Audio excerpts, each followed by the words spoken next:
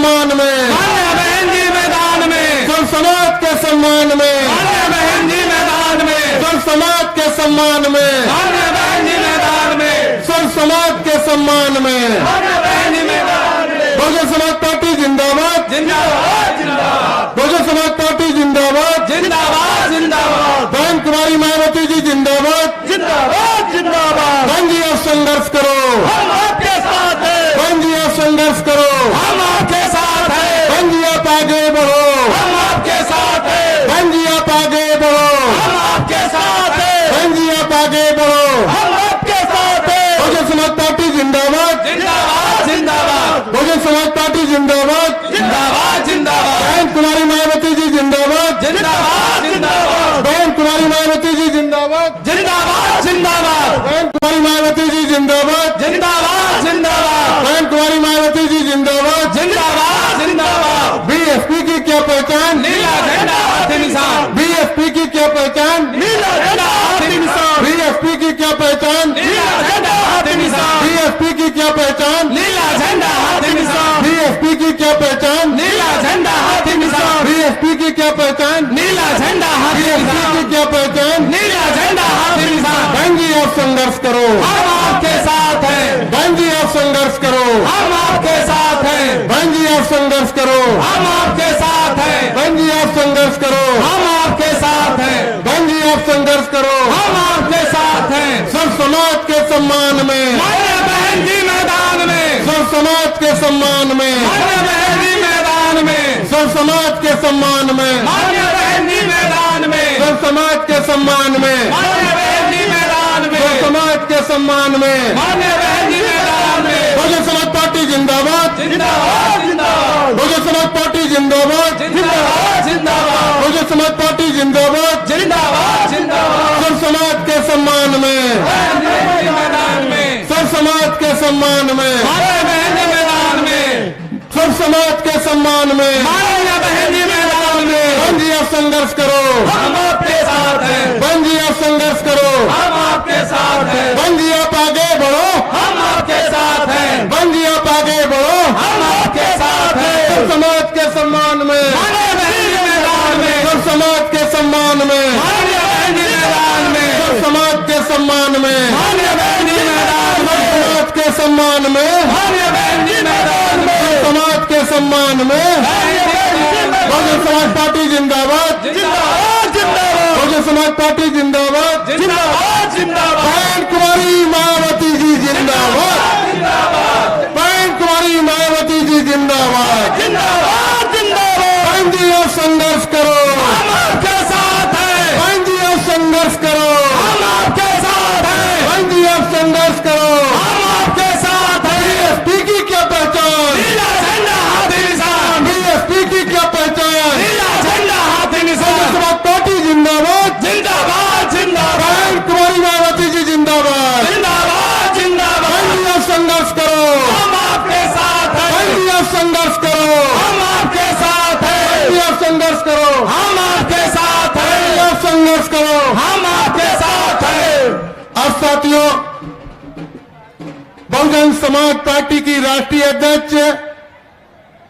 देश के सबसे बड़े प्रदेश उत्तर प्रदेश की 4 बार मुख्यमंत्री रही, पूर्व राज्यसभा सांसद, पूर्व लोकसभा सांसद, आप सबकी लोकप्रिय नेता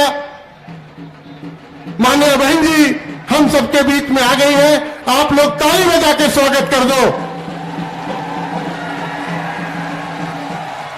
अब साथियों, हम लखनऊ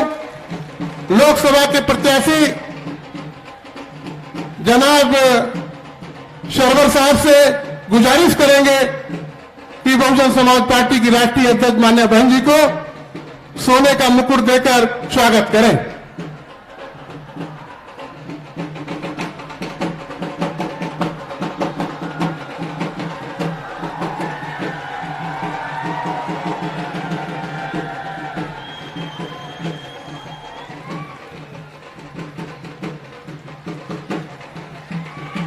अब मैं मोहनलालगंज सुरक्षित लोकसभा के प्रत्याशी श्री राजेश कुमार उर्फ मनोज प्रधान जी से गुजारिश करेंगे चांदी का हाथी देकर स्वागत करें। आप लोग थोड़ी साइड में।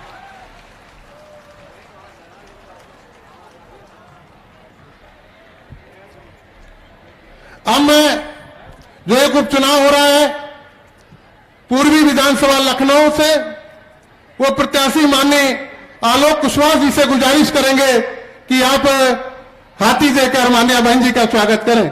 आप लोग पीछे रहो।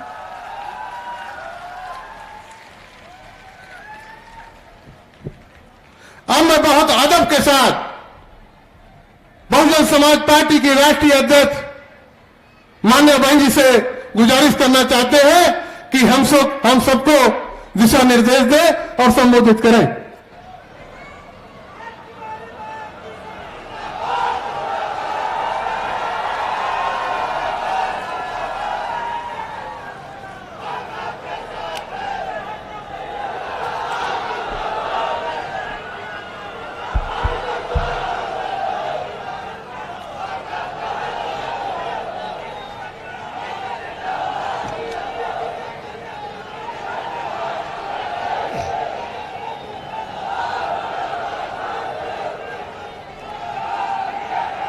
बीएसपी की इस चुनावी जनसभा में इकट्ठा हुए पार्टी के सभी छोटे बड़े पदाधिकारी एवं कार्यकर्तागण, आज आप लोग देश में व यहाँ आपके उत्तर प्रदेश स्टेट में भी लोकसभा के लिए हो रहे आम चुनाव में अपनी पार्टी के उम्मीदवारों के समर्थन में मुझे सुनने के लिए यहाँ इकट्ठा हुए हैं, तो उसके लिए मैं आप सभी लोगों का हार्दिक दिल से आभार प्रकट करती हूँ। वैसे आप लोगों को ये मालूम है कि हमारी पार्टी कांग्रेस, बीजेपी व अन्य किसी भी विरोधी पार्टी तथा गठबंधन आदि के साथ मिलकर नहीं, बल्कि अकेले ही अपनी पार्टी के बलबूते पर पूरी तैयारी व दमदारी के साथ ये चुनाव लड़ रही है। इसके साथ ही हमने टिकट बंटवारे के मामले में भी सर्व समाज के लोगों को उचित भागीदारी दी है, जिनको कामयाब बनाने के लिए अपनी पार्टी के लोग पूरे जी जान से लगे हैं। हालांकि आज यहाँ आपके इकट्ठा हुई अपार भीड़ व भीड़ के जबरदस्त जोश को भी देखकर अब मुझे भी ये काफी हद तक यकीन हो गया है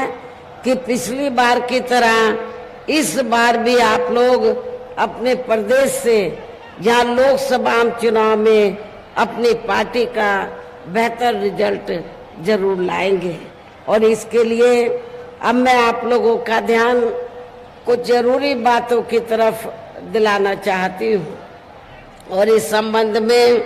विशेषकर मैं कांग्रेस, बीजेपी व इनके अन्य सभी सहयोगी दलों के बारे में ये कहना चाहूंगी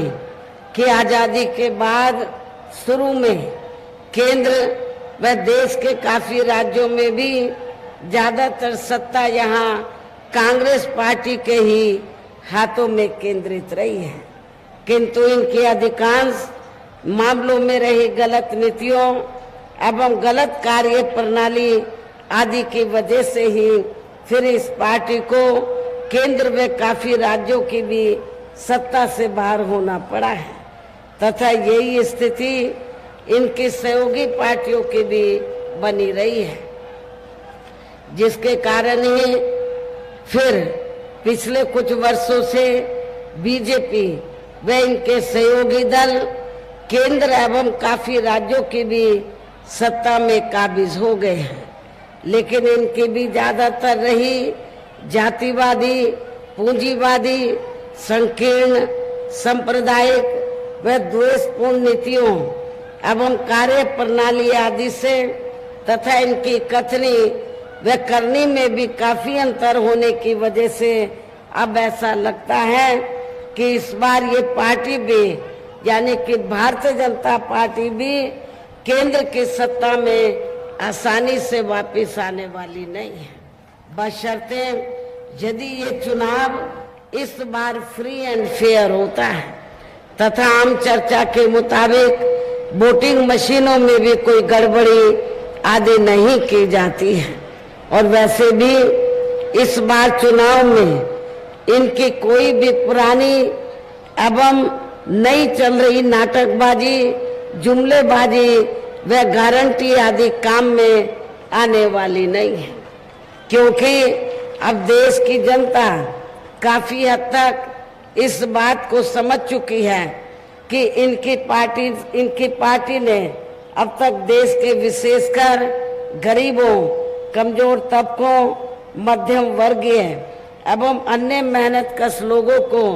जो इन्हें अच्छे दिन दिखाने के असंख्य प्रलोभन भरे वायदे किए हैं तथा अनेकों हवाई व कागजी गारंटी भी दी है, तो उनका जमीनी हकीकत में अभी तक इन्होंने लगभग 1/4 हिस्सा भी कार्य पूरा नहीं किया है, बल्कि इसके स्थान पर इनका ज्यादातर समय व ताकत भी यह इनके अपने चहेते रहे बड़े बड़े पूंजीपतियों एवं धन्ना सेठों को ही ज्यादा से ज्यादा माला माल व धनवान आदि बनाने में तथा इन्हें हर स्तर पर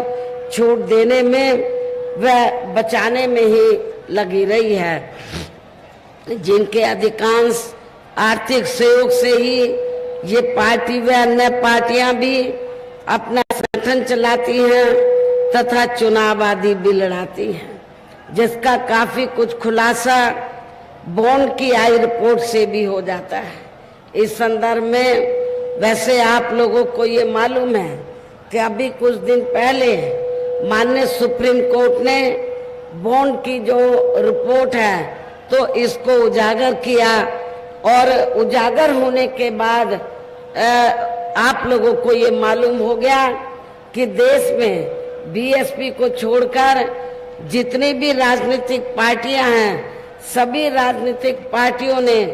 कांग्रेस, बीजेपी व अन्य सभी राजनीतिक पार्टियों ने बीएसपी को छोड़कर तो ज्यादातर बड़े बड़े धन्ना सेठ और पूंजीपतियों से बॉन्ड के जरिए पैसा लिया है और उस पैसे से ये अपना संगठन चलाती हैं और चुनाव में पैसा पानी की तरह बहाती है। लेकिन जब ये रिपोर्ट आई तो आपको ये मालूम हो जाना चाहिए कि उस रिपोर्ट में बहुजन समाज पार्टी का कहीं पर भी ये जिक्र नहीं था कि बीएसपी ने किसी बड़े पूंजीपति या छोटे पूंजीपति से 1 भी रुपया लिया। तो इसलिए यहाँ मैं आप लोगों को ये कहना चाहूंगी कि हमारी पार्टी जो संगठन चलाती है या दफ्तर आदि चलाती है या चुनाव वगैरह लड़ती है, तो हमारी पार्टी दूसरी पार्टियों की तरह बड़े बड़े पूंजीपतियों व धन्ना सेठों से पैसा लेकर ये सब कार्य नहीं करती है, बल्कि अपनी पार्टी के ही कार्यकर्ताओं से, अपनी पार्टी के ही सभी छोटे बड़े कार्यकर्ताओं से थोड़ा थोड़ा धन इकट्ठा करके मेंबरशिप के जरिए, मेरे जन्मदिन के मौके पर भी और चुनाव में भी लोगों से थोड़ा थोड़ा धन इकट्ठा करके हम संगठन को चलाते हैं और चुनाव आदि भी लड़ाते हैं। लेकिन दूसरी पार्टियों की तरह हम लोग बड़े बड़े पूंजीपतियों और धन्ना सेठों से कोई पैसा नहीं लेते हैं। इसके साथ ही अब ऐसा लगता है कि कांग्रेस पार्टी की तरह ही बीजेपी ने भी, यहाँ मैं ये भी बताना चाहती हूँ, जब जांच एजेंसियों की बात आती है तो जो भी पार्टी पावर में होती है, चाहे कांग्रेस पावर में रही हो या सेंट्रल में वर्तमान में बीजेपी, ये सारी की सारी पार्टियां तो जो सरकारी जांच एजेंसियां हैं तो इनका इन्होंने राजनीतिकरण कर दिया है। सभी ये पार्टियों की सरकार है, चाहे केंद्र में कांग्रेस सत्ता में रही हो या वर्तमान में बीजेपी, तो इन्होंने सरकारी जांच एजेंसियों का दुरुपयोग किया है, ज्यादातर दुरुपयोग किया है, अर्थात इनका राजनीतिकरण ही कर दिया है। इसके अलावा देश के किसान वर्ग भी वर्तमान बीजेपी की सरकार में शुरू से ही अपनी विभिन्न समस्याओं को लेकर काफी ज्यादा दुखी व परेशान रहे हैं और अभी भी हैं। जबकि यूपी में 4 बार हमारी पार्टी की रही सरकार ने इनके हितों का भी हर स्तर पर विशेष ध्यान रखा है। आप लोगों को ये मालूम है, जब भी बीएसपी के नेतृत्व में सरकार रही तो हमने अपनी 4 हुकूमतों में तो किसानों को खेती करने के लिए समय से वे सस्ते साधन उपलब्ध कराए हैं और उनकी फसल का भी हमने समय से उचित दाम दिया है। इतना ही नहीं बल्कि केंद्र में पूर्व की रही कांग्रेसी सरकार की तरह ही वर्तमान भाजपा सरकार में भी इनकी जातिवादी, हीन, सांप्रदायिक एवं पूंजीवादी सोच व नीतियों के चलते ही पूरे देश में सर्व समाज में से खासकर गरीबों, दलितों, आदिवासियों, पिछड़े वर्गों, मुस्लिम एवं अन्य धार्मिक अल्पसंख्यक समाज के लोगों का भी पूर्ण रूप से विकास व उत्थान आदि नहीं हो सका है। और इस संदर्भ में वैसे आप लोगों को ये मालूम है कि यहाँ दलितों, आदिवासियों एवं अन्य पिछड़े वर्गों का सरकारी नौकरियों में वर्षों से अधूरा पड़ा आरक्षण का कोटा भी अभी तक भी पूरा नहीं भरा गया है। विशेषकर एससी व एसटी वर्गों के सरकारी कर्मचारियों का पदोन्नति में आरक्षण भी अब काफी हद तक प्रभावीहीन ही बना दिया गया है। और आप लोगों को ये भी मालूम है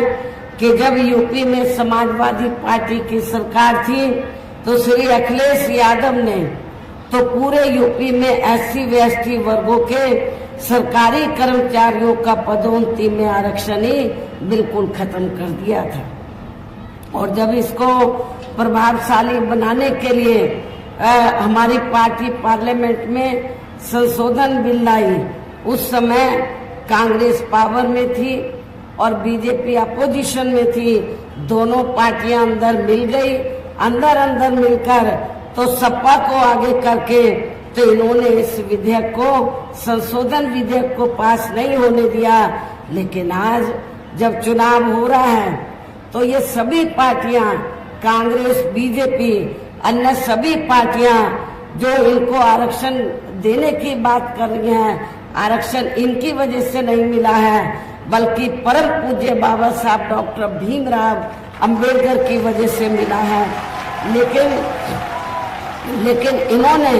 उस आरक्षण का पूरा लाभ इनको नहीं दिया है। इसका पूरा लाभ इन्होंने नहीं दिया है। और आपको मैं ये बताना चाहती हूँ कि जब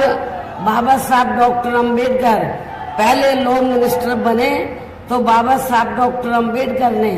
उस समय कांग्रेस पावर में थी, तो बाबा साहब डॉक्टर अंबेडकर ने पंडित जवाहरलाल नेहरू एंड कंपनी के लोगों को ये कहा कि एससी एसटी का जो आरक्षण का कोटा है वो पूरा नहीं भरा जा रहा है, इसको भरा जाए। और जो अति पिछड़े वर्ग के लोग हैं तो उनको भी एससी एसटी का आरक्षण देने के लिए कमीशन बैठाया जाए। लेकिन कांग्रेस इसके लिए तैयार नहीं हुई और नतीजा क्या हुआ, फिर बाबा साहब डॉक्टर अंबेडकर को तो लॉ मिनिस्ट्री से इस्तीफा देना पड़ा। और जब केंद्र में श्री बीपी सिंह के नेतृत्व में सरकार बनी और मंडल कमीशन की रिपोर्ट लागू की गई थी तो उस समय अकेले कांग्रेस नहीं, बीजेपी, इन सारी पार्टियों ने अति पिछड़े वर्ग के लोगों के लिए जब ये मंडल कमीशन की रिपोर्ट लागू की गई रिजर्वेशन देने के मामले में, तो इन्होंने इसका डटकर विरोध किया था। तो कहने का तात्पर्य यह है कि चाहे कांग्रेस है, बीजेपी है या अन्य विरोधी पार्टियां हैं, इनकी मानसिकता इन वर्गों के प्रति जो जातिवादी मानसिकता वो बदली नहीं है। लेकिन चुनाव में इतनी बड़ी बड़ी बातें ये लोग करते हैं जैसे ये बड़े हितैषी रहे हैं, ये हिमायती रहे हैं, लेकिन जब ये पावर में रहते हैं तो ये उल्टा काम करते हैं। ये उल्टा काम करते हैं, उसका फायदा पूरा नहीं देते हैं। साथ ही केंद्र व राज्यों में भी विरोधी पार्टियों की रही सरकारों में इन सभी वर्गों को प्राइवेट सेक्टर में आरक्षण दिए जाने की व्यवस्था किए बिना ही इनके सरकारों के ज्यादातर सरकारी कार्य अब प्राइवेट सेक्टर के जरिए ही इनके बड़े बड़े पूंजीपतियों व धन्ना सेठों आदि को ही दिए जाने के कारण अब इनको पूरे देश में आरक्षण का बहुत कम ही लाभ मिल पा रहा है। इसी प्रकार इनका अन्य और मामलों में भी शोषण व उत्पीड़न आदि होना अभी तक भी बंद नहीं हुआ है। इनके साथ साथ मुस्लिम व अन्य धार्मिक अल्पसंख्यक समाज के लोगों की भी हालत हर स्तर पर यह काफी ज्यादा खराब व दयनीय ही बनी हुई है, जिसका काफी कुछ खुलासा सच्चर कमेटी की रिपोर्ट में भी किया गया है। इतना ही नहीं बल्कि पिछले कुछ वर्षों से केंद्र एवं अधिकांश राज्यों में भी बीजेपी व आरएसएस के सरकारों के चलते हुए अब इनका विकास एवं उत्थान आदि होना भी काफी हद तक बंदशाही हो गया है। आए दिन इन पर खासकर हिंदुत्व की आड़ में हो रही जनजाति भी या काफी ज्यादा चरम सीमा पर पहुंच चुकी है। इनके साथ साथ अपर कास्ट समाज में से विशेषकर गरीब लोगों की भी हालत हमें कोई खास अच्छी नजर नहीं आती है। इनकी गलत कृषि नीतियों के कारण किसान वर्ग भी आए दिन आंदोलित ही रहता है। साथ ही इनके गलत आर्थिक नीतियों की वजह से देश की अर्थव्यवस्था पर भी इसका काफी बुरा प्रभाव पड़ा है, जिससे यहाँ विशेषकर छोटे एवं मध्यम वर्गीय व्यापारी वर्ग भी काफी ज्यादा दुखी व परेशान है। और अब केंद्र में पूर्व की रही सरकारों की तरह ही वर्तमान भाजपा सरकार में भी यहाँ पूरे देश में गरीबी, बेरोजगारी एवं महंगाई आदि भी लगातार काफी ज्यादा बढ़ रही है। देश में हर स्तर पर फैला भ्रष्टाचार भी अभी तक खत्म नहीं हुआ है। ऐसे में अब आप लोगों को देश में हो रहे लोकसभा चुनाव में कांग्रेस, बीजेपी व इनकी सहयोगी पार्टियों को भी केंद्र की सत्ता में आने से जरूर रोकना है। जिनकी गलत नीतियों व गलत कार्य प्रणाली को आप लोग काफी हद तक आजमा भी चुके हैं। ऐसी स्थिति में अब ये विरोधी पार्टियां इस चुनाव में भी किस्म किस्म के साम, दाम, दंड भेद आदि अनेकों हथकंडे इस्तेमाल करके केंद्र की सत्ता में आने की पूरी कोशिश में लगी हैं, जिनसे अपनी पार्टी के लोगों को हर स्तर पर काफी ज्यादा सावधान रहना है। और इस मामले में विरोधी पार्टियां अपने अपने पक्ष में हवा बनाने के लिए खासकर मीडिया, ओपिनियन पोल व सर्वे आदि का जो बड़े पैमाने पर इस्तेमाल कर रही हैं, तो उनसे भी अपनी पार्टी के लोगों को बिल्कुल भी गुमराह नहीं होना है। इसके साथ ही विरोधी पार्टियों के विभिन्न रूपों में जारी किए गए इनके हवाई व प्रलोभन भरे चुनावी घोषणा पत्रों एवं वायदों आदि के बहकावे में भी अपनी पार्टी के लोगों को कतई भी नहीं आना है, जिन्हें ये पार्टियां चुनाव खत्म होने के बाद ज्यादातर अमल में नहीं लाती हैं और अब जिन पर से देश की जनता का अधिकांश विश्वास ही उठ गया है। यही खास वजह है कि हमारी पार्टी किसी भी चुनाव में अपनी पार्टी का कोई भी चुनावी घोषणा पत्र आदि जारी नहीं करती है। वैसे भी हमारी पार्टी किसी भी मामले में कहने में बहुत कम बल्कि कार्य करके दिखाने में ही ज्यादा विश्वास रखती है। और इस बात का सबसे बड़ा सबूत यह है कि उत्तर प्रदेश में 4 बार हमारी पार्टी के नेतृत्व में रही सरकार ने चुनाव में अपनी पार्टी के बिना कोई जारी किए गए चुनावी घोषणा पत्र के ही प्रदेश व आम जनहित में काफी कुछ ऐतिहासिक कार्य करके दिखाए हैं, जिनकी अब देश में अधिकांश पार्टियों की सरकारें काफी नकल भी कर रही हैं। जबकि इस मामले में हमारी पार्टी का ये कहना है कि यदि इन पार्टियों के स्थान पर केंद्र में हमें अपनी पार्टी के सरकार बनाने का मौका मिलता है तो तब फिर हमारी पार्टी की बनी सरकार केंद्र में यहाँ अब तक की रही सभी विरोधी पार्टियों की सरकारों की तरह केवल हवाई व कागजी कार्य आदि नहीं करेगी, बल्कि उत्तर प्रदेश की तरह ही जमीनी हकीकत में ठोस कार्य करके दिखाएगी। और इस संदर्भ में खासकर मैं ये कहना चाहूंगी, केंद्र द्वारा देश में पिछले कुछ समय से अति गरीब परिवारों को अस्थायी तौर पर फ्री में जो थोड़ी सी खाद्य सामग्री दी जा रही है तो उससे इनका स्थायी तौर पर भला होने वाला नहीं है। इससे इनका स्थायी तौर पर भला होने वाला नहीं है। लेकिन बीजेपी और आरएसएस के लोग ये सब करके ऐसा इंप्रेशन देते हैं, बीजेपी वाले आरएसएस के लोग और केंद्र की सरकार श्री नरेंद्र मोदी जी भी ऐसा इंप्रेशन दे रहे हैं जैसे ये लोग अपनी जेब से गरीब लोगों को फ्री में राशन दे रहे हैं, जबकि इसमें सच्चाई नहीं है, इसमें हकीकत नहीं है। क्योंकि मैं आप लोगों को ये बताना चाह रही हूँ, आप लोगों को जो थोड़ा सा फ्री में राशन दिया जा रहा है और उसके बदले में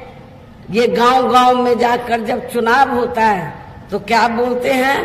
कि आपने बीजेपी का केंद्र की सरकार का नमक खाया है, आपको हलाल करना चाहिए, इसके बदले में वोट देना चाहिए। लेकिन ऐसा नहीं। आप लोगों को मैं ये बताना चाहती हूँ, आप लोगों को जो भी राशन फ्री में दिया जाता है तो वो कोई केंद्र की सरकार अब फ्री में नहीं, वो अपनी जेब से नहीं, बीजेपी वाले आरएसएस के लोग अपनी जेब से नहीं, बल्कि आप लोग जो देश की जनता जो टैक्स देती है उस टैक्स से जो पैसा आता है उसी पैसे से आप लोगों को फ्री में ये राशन दिया जाता है। तो ये कोई बीजेपी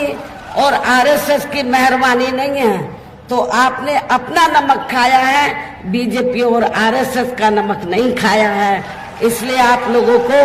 इनके बहकावे में नहीं आना है, बल्कि अपना एक एक वोट आप लोगों को इनके अपनी पार्टी को ही देना है। और वैसे भी जो गरीब लोगों की ये जटिल समस्या है, देश में हर हाथ को काम देने से केवल दूर हो सकती है, जिसकी तरफ हमारी पार्टी की बनी सरकार विशेष ध्यान देगी। साथ ही देश में पिछले कुछ वर्षों से आए दिन बढ़ रही गरीबी, बेरोजगारी व महंगाई आदि से भी जनता बहुत ज्यादा दुखी व परेशान है, जिसे भी आर्थिक नीतियों में तब्दीली करके जरूर दूर किया जाएगा। खासकर हिंदुत्व की आड़ में पिछले कुछ वर्षों से विशेषकर मुस्लिम समाज के लोगों का द्वेष की भावना से जो इनका काफी ज्यादा शोषण व उत्पीड़न आदि किया जा रहा है, तो इसे भी जरूर रोका जाएगा। और ये सब हमने अपनी यूपी की रही सरकार में करके भी दिखाया है। हमारे यूपी के लोगों को मालूम है, लखनऊ के लोग भी अच्छी प्रकार से जानते हैं कि जब जब उत्तर प्रदेश में बीएसपी के नेतृत्व में सरकार रही है तो मेरी चारों हुकूमतों में कोई भी हमने हिंदू मुस्लिम दंगा फसाद नहीं होने दिया था। इसके अलावा हमने यूपी में सर्व समाज में से गरीब एवं बेरोजगार लोगों को बेरोजगारी भत्ता आदि न देकर उन्हें बड़ी तादाद में रोटी रोजी के साधन भी उपलब्ध कराए हैं, जो अब ये कार्य भी अधिकांश ठंडे ही पड़े हैं, जिनको फिर केंद्र में बीएसपी की सरकार बनने पर प्राथमिकता दी जाएगी। कहने का तात्पर्य यह है कि देश में इस समय हो रहे लोकसभा चुनाव में विरोधी पार्टियों के जारी किए गए इनके हवाई व प्रलोभन भरे चुनावी घोषणा पत्रों आदि के बहकावे में अब यहाँ खासकर देश के अति गरीबों, मजदूरों, बेरोजगारों एवं अन्य मेहनतकश लोगों को बिल्कुल भी नहीं आना है और अब इन्हें ऐसी सभी विरोधी पार्टियों को हर हालत में केंद्र की सत्ता में आने से जरूर रोकना है, जिनकी कथनी व करनी में काफी अंतर रहा है तथा जिन्हें ये लोग बरसों से आजमा भी चुके हैं। ऐसे में अब मेरा यही कहना है कि आप लोगों को अपने खुद के व अपने प्रदेश एवं देश के भी हित में अपने वोटों को या कांग्रेस, बीजेपी व अन्य विरोधी पार्टियों को न देकर केवल अपनी एकमात्र हितैषी पार्टी बहुजन समाज पार्टी को ही देना है, जो ये पार्टी उत्तर प्रदेश की तरह ही केंद्र में भी अपनी पार्टी की सरकार बनने पर फिर पूरे देश में जहां अपनी पार्टी की सर्वजन हिताय व सर्वजन सुखाय की नीतियों पर आधारित ही सरकार चलाएगी। इसके साथ साथ केंद्र से जुड़ी आपके क्षेत्र की जो भी यहाँ स्थानीय समस्याएं होंगी तो उन्हें भी फिर दूर करने का हर संभव पूरा प्रयास किया जाएगा। वैसे आप लोगों को ये मालूम है कि खास तौर से लखनऊ के लोगों की, अवध के क्षेत्र के लोगों की लंबे अरसे से ये डिमांड रही है कि अवध को अलग से स्टेट बनाया जाए। जब केंद्र में हमारी पार्टी पावर में आएगी तो अवध क्षेत्र को अलग से स्टेट बनाया जाएगा, जिसमें लखनऊ भी आ जाता है। और यहाँ मैं ये भी कहना चाहती हूँ कि जब यूपी में 4 बार मेरे नेतृत्व में सरकार बनी तो हमने लखनऊ का सौंदर्यीकरण किया। लखनऊ की जो पहचान है तो वो बदल दी थी। पहले लखनऊ आते हुए लोग सोचते थे कि क्या है लखनऊ में, लेकिन जब यूपी में लोग आते हैं पूरे देश से, दुनिया से, तो सबसे पहले वो यही कहते कि हमें लखनऊ जाना है। हमने सड़कें ठीक करवाई, हमने स्मारक स्थल ठीक कराए, हॉस्पिटल बनवाई, नई जेल बनवाई, क्या नई कार्य हमारी सरकार ने किए। साथ ही जहाँ गरीबों, मजदूरों, बेरोजगारों, कर्मचारियों, किसानों, छोटे व्यापारियों एवं अन्य मेहनतकश लोगों के हितों का भी विशेष ध्यान रखा जाएगा। सर्व समाज में से खासकर दलितों, आदिवासियों, गरीबों, पिछड़े वर्गों, मुस्लिम व अन्य धार्मिक अल्पसंख्यक समाज के लोगों के विकास एवं उत्थान के साथ साथ हर स्तर पर इनकी सुरक्षा आदि के लिए भी सख्त कदम उठाए जाएंगे। और तभी फिर यहाँ वास्तव में अपने देश के महान संतों, गुरुओं व महापुरुषों में भी विशेषकर महात्मा ज्योतिराव फूले, श्री छत्रपति शाहू जी महाराज, श्री नारायण गुरु बाबा साहब डॉक्टर भीमराव अंबेडकर एवं मान्यवर श्री काशीराम जी आदि का अधूरा राज सपना जरूर साकार हो सकता है, जिनको यूपी में हमारी पार्टी की रही सरकार द्वारा हर स्तर पर पूरा आदर सम्मान दिया गया है। इन्हीं खास बातों के साथ ही अब मेरा देश में आपके स्टेट के भी हित में यही कहना है कि हमारी पार्टी ने यहाँ जिनको भी लोकसभा चुनाव के लिए मैदान में उतारा है आपके इस क्षेत्र के जिन लोगों को भी लोकसभा चुनाव के मैदान में उतारा है, जो आपके सामने मंच पर भी मौजूद हैं, तो उन्हें आपको जरूर कामयाब बनाना है, जिसके लिए यहाँ पार्टी के सभी स्तर के छोटे बड़े पदाधिकारी एवं कार्यकर्तागण आदि पूरे जी जान से लगे हैं। और अब अंत में मेरा यही कहना है, आप लोगों को वोट पड़ने वाले दिन यहाँ बीएसपी के अपने सभी लोकसभा उम्मीदवारों को, अर्थात आप लोगों को मालूम है कि लखनऊ लोकसभा की सीट से तो हमारे काफी लोकप्रिय पार्टी के हमारे नेता मुस्लिम समाज से जो ताल्लुक रखते हैं, श्री सरवर मलिक को हमने चुनाव के मैदान में उतारा है। मोहनलालगंज सुरक्षित लोकसभा की सीट से श्री राजेश कुमार उर्फ मनोज प्रधान को हमने चुनाव के मैदान में उतारा है। रायबरेली लोकसभा की सीट से श्री ठाकुर प्रसाद यादव को, जो बहुत ही पुराने पार्टी के मिशनरी कार्यकर्ता हैं, तो इनको चुनाव के मैदान में उतारा है। अमेठी लोकसभा की सीट से हमने श्री नन्हे सिंह चौहान को, बाराबंकी सुरक्षित लोकसभा की सीट से श्री शिव कुमार धोरे को, विधानसभा लखनऊ जो पूर्व है यहाँ से हमने श्री आलोक कुशवाहा को हमने चुनाव के मैदान में उतारा है। मेरी आप लोगों से पुरजोर अपील है कि बहुजन समाज पार्टी के ये जो प्रत्याशी आपके सामने खड़े हैं, तो आप लोगों को बीएसपी का जो चुनाव चिन्ह हाथी है, हाथी चुनाव चिन्ह के सामने वाले बटन को दबाकर इनको आप लोगों को कामयाब बनाना है, भारी वोटों के अंतर से जरूर जिताना है। इस खास अपील के साथ ही अब मैं अपनी बात यही समाप्त करती हूँ। जय भीम, जय भारत। पीड़ा बुझाया अपना फर्ज निभाओ,